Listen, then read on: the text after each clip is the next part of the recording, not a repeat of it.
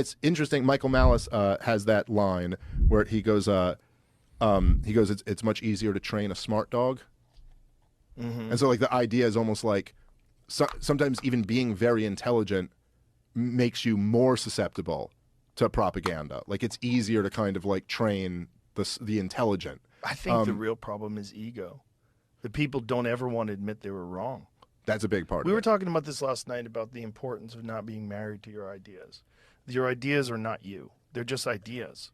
And that you have to recognize when you're holding on to ideas because you have made this connection that you have said this thing and this thing is a part of you. And if you say that this thing is incorrect, then you failed and you're wrong and you're not as good as you. So you try to find a way where you were good.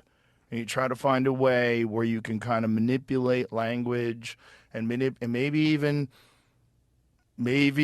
fucking change the information. Like, let's imagine if the information was different. Yeah. Let's imagine if 10% of the people died. Yeah, but they didn't. Yeah, like if your argument is reduced to like, okay, you made this point and you were right and I made this point and I was wrong. But imagine a situation where your point was wrong. Right. And my point was right.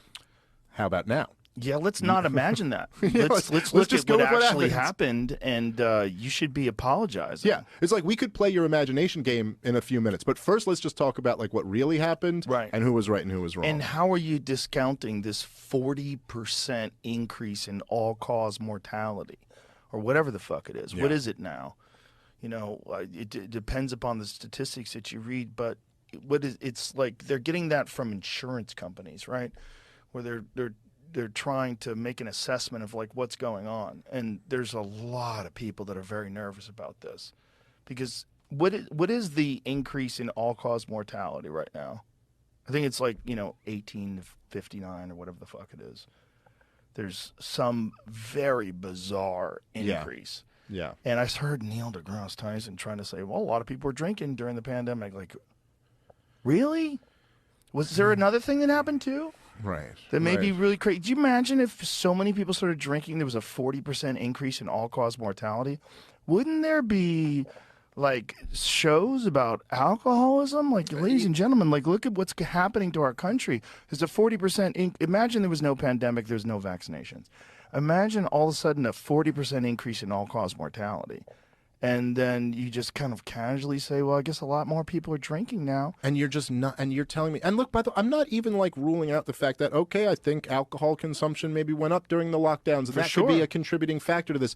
But you're telling me the starting point has to be we rule out this brand new like medical intervention. Like you can't look at that. Right. You're telling me that's the starting point is that can't be part of the conversation. You're trying to ignore this thing. Imagine if these were just variables in an equation that you were tasked with solving. Right.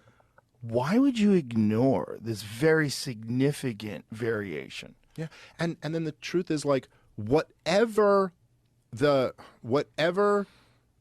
rate of vaccine injury is. Like whatever that number is, and maybe it's not that high. It's something, okay? It is clearly something, right? Yes. There are With all drugs. Clearly there have been a large number of people who have been injured by the vaccine, and then when you look at that and you go, look, and you guys, your position, the entire establishment position was everyone should get it. Yeah. Everyone should get it. When there were clearly cases where you really don't have an argument, like a healthy young person who's already had COVID, there's just no argument that they should take on whatever that risk is for something that won't even prevent them from getting COVID. Again, right? There's no argument for that. But you enforce that on them. You enforce, like I know, I knew this kid who was like in grad school, and he got double vaccinated because they were going to kick him out of school if he didn't. And then he got COVID. And then a month later, they insisted he get a booster.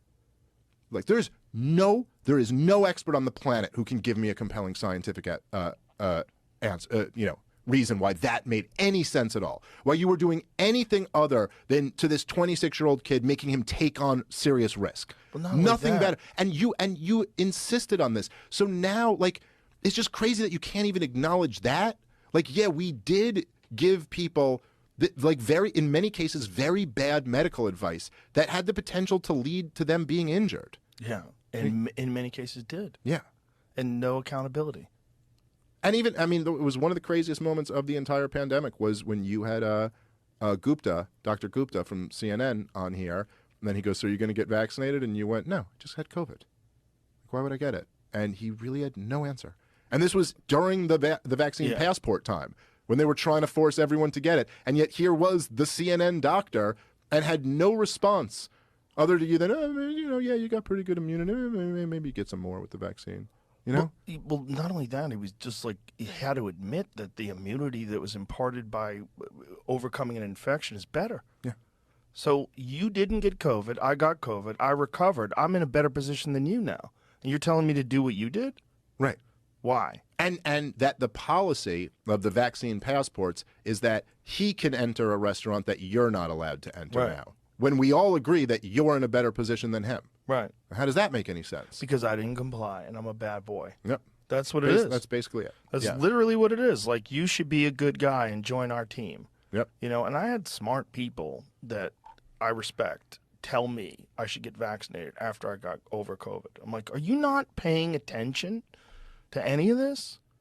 Like, why are you giving me that advice? First of all, imagine if someone got something and they got sick and they got over it and then saying, you can't do it that way. You should do it another way. And you have to do it our way. And you got over it very quickly, too. Very quickly. It's not like you were, like, hospitalized or something like that. Dude, I did 10 rounds on the bag 6 days after I was infected. Yeah. 10 rounds. Just to see what it felt like. Felt great. Yeah. Felt like zero impact.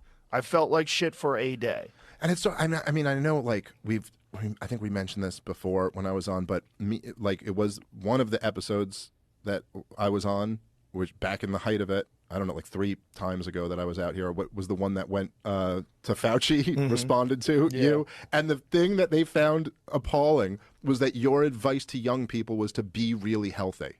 Yeah. That you were like, listen, get yourself in really good shape. Like, exercise a lot, eat well, get a lot of sunlight if you can. If you can't, take vitamin D. You know what I mean? Like, but all this stuff. They were upset that I was saying if you're a young person, you're like 21 years old or whatever, don't do it. I don't think you need to do it. No, your advice was I wouldn't advise you to get the vaccine. I'd tell you just be really healthy. But that was at the time when we actually knew the statistics of how it affected young people. And at the same time, Fauci was going door to door, and what he was telling people was, you got to take this vaccine. And when they'd give him pushback and say, yeah, but I heard you can still get COVID even after you take the vaccine, and he'd say, in the unlikely event that you get it, it's going to be so mild you won't even know you were sick. Just lying to them.